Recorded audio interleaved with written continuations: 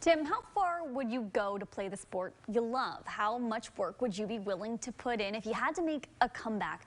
Those were questions West senior Marshall Harkrider had to ask himself 2 years ago when life threw him an unprecedented curveball. Every practice starts the same. It has since Marshall Harkrider was a kid.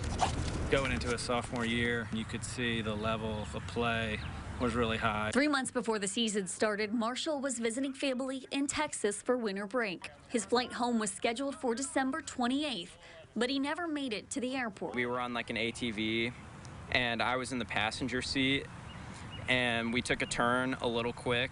It rolled over onto my leg. Marshall was rushed to the hospital for emergency surgery. I was asking my dad if I was going to be back for soccer season or not, which unfortunately I wasn't. It would be months before he returned to Knoxville. Much of the time that passed was spent in surgery until the high school sophomore was faced with a choice.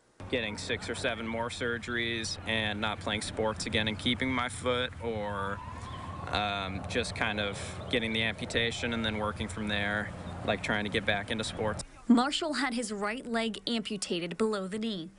It was very emotional to have one of your players, one of your students go through something like that. He made the choice with soccer in mind. Kind of felt like I had to prove to myself that I could play soccer again and like compete just as well as I could before.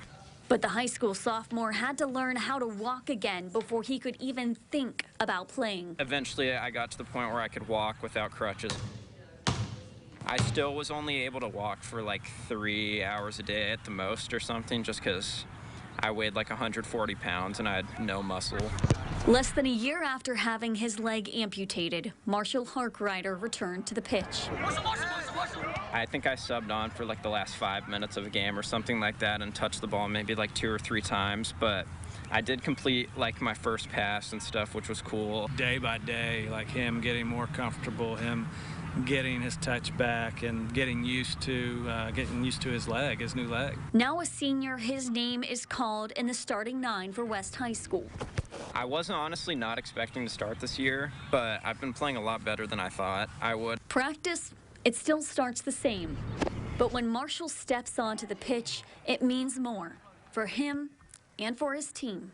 I see him working. Marshall does every single piece of conditioning that the rest of the team does, and the other guys can't, they can't help but be motivated by Marshall.